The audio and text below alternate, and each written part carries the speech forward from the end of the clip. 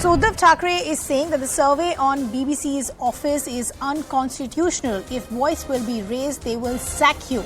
This is to control constitution. So another reaction now coming in as far as the opposition is concerned. We have been seeing such reactions since morning. Yesha continues to be with us. Yesha, talk to us about the kind of criticism that's coming in from Uddhav Thackeray. In fact, what we see now, Uddhav Thackeray, he rarely speaks or gives a reaction on this, but now the fact that Uddhav Thackeray has commented, he in fact is saying that it's actually an attack on the constitution. He's saying that those who raise voice against the government would in fact be brought to books. Now, these are the kind of statements that Uddhav Thackeray has spoken about, and this we see has been a reaction that's coming in from various sectors of the opposition, various sections of the opposition who are questioning this entire survey. In fact, the whole timing of the survey is being questioned in the wake of the documentary, which we see was asked to be banned, and this was in the wake of the Gujarat riots that took place. Now, which is where we see Uddhav Thackera's statement has also come on a similar line, wherein he's saying that. Yesha, I apologize for interrupting. We have Congress's Manish Tewari now joining us on the broadcast. So, okay, we'll just try and re-establish that connection with him. But Yesha, please go ahead. I apologize for interrupting earlier. So, which is why we see that this reaction that have come in from various sections of the opposition have actually questioned the timing of the survey that's been taking place, because what we also see is that when we talk about non-compliance and tax irregularities that's being alleged over BBC, it's been said that it's over several years that this compliance did not take place, which is where the IT team has reached BBC office. But the timing, considering that just a few weeks back this documentary was on air, which was asked to be banned at several IT sources, is also one of the reason, is what the opposition leaders are stating could be a reason for this. But on the other hand, where we see the statement that's coming from official sources of BJP and IT sources, they're clearly stating that this was a case for the longest time, and there was non-compliance. Despite several requests asking them to show their profit statements, is where BBC did not comply with, and which is where now IT team has reached their offices. Yes. Okay. Yesha, we'll just request you to stay on with us. Let's continue the conversation with other colleagues also who are present. Nikhil and Anshul also continue to track those developments for us. Nikhil, because we're still awaiting either an official statement from the IT team or, okay, we'll try and re-establish that connection with Nikhil also, but Anshul also continues to be with us, and he in fact has also been reporting for us from outside the BBC office here in Delhi. Okay, Anshul, I'll just request you to stay on with us because we in fact have Congress MP Manish Tewari now joining us on the broadcast. So thank you so much for taking our time and joining us here on CNN News 18. How do you see the kind of developments that are taking place? There are surveys taking place at the BBC offices in the national capital as well as Mumbai. Well, it is beyond silly. It's endless. What are we trying to tell the world? That rather than being an emerging great power, we are an insecure power.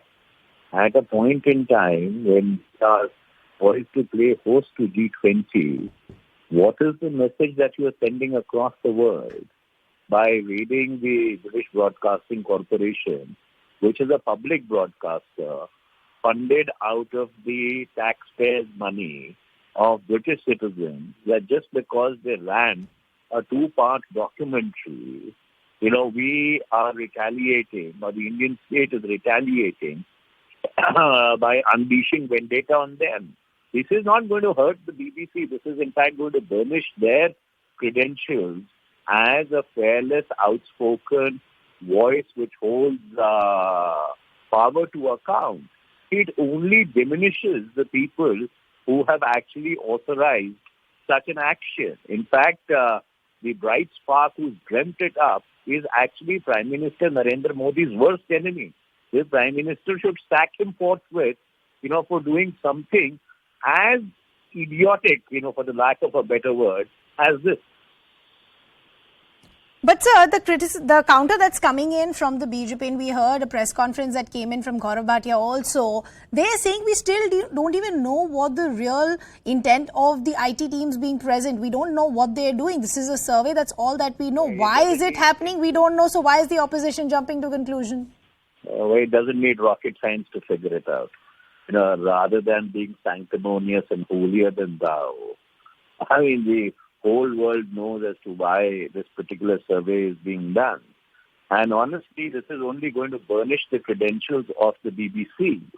It is not going to help the government of India in any manner. It only brings them across as being intolerant and completely impervious to any kind of criticism. It only makes you look very insecure and small. I also want to talk to you about the other criticism that's coming in from the BJP. The BJP is always, they're saying that if you look at the pattern of the Congress party and the BBC, it's similar. Gaurav Bhatia in the press conference also said, why is Congress ka haath always with anti-nationals?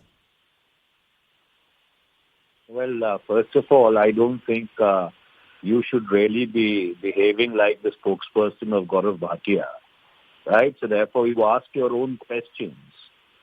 And insofar as being anti-national or being unpatriotic is concerned, who is anybody to hand out certificates to anybody else? The thing is that just because somebody has the gumption of criticizing the government, that does not make him or her anti-national. So under those circumstances, it is not going to play out well internationally. And let me tell you, the government has only diminished itself by doing something, as I earlier pointed out, as stupid as this. Sir, I was only asking you to react because that's the kind of counter that's coming in from the BJP. But we leave the conversation there. That was Congress MP Manish Tewari. We also have Congress MP Gaurav Gogoi. We also have BJP spokesperson Shehzad Poonawalla joining us on the broadcast. Shehzad, let me come to you first. If you heard the conversation that I was having with Manish Tewari, he's saying that, the government can continue calling it whatever. We know why all of this is happening. The timing is questionable. Ridhima, just give me about 30-45 seconds to make a few points. First of all, the Honorable MP, Mr. Manish Tewari, and even my dear friend Gaurav would know that there is a fundamental difference between survey and what is called as a raid. There is nothing called a raid in Income Tax Act. It is called search. This is a survey, not a search. By the way, if this is all dictatorial and end of democracy, UPA government, twice under the UPA, the agencies had done survey of BBC because they at that time also felt that there was a transfer pricing issue, which the BBC is notorious for. It's a repeated offender. Notices have been served to them. They have not been complying with these rules for a very long period of time. Now let's come to the hypocrisy at hand.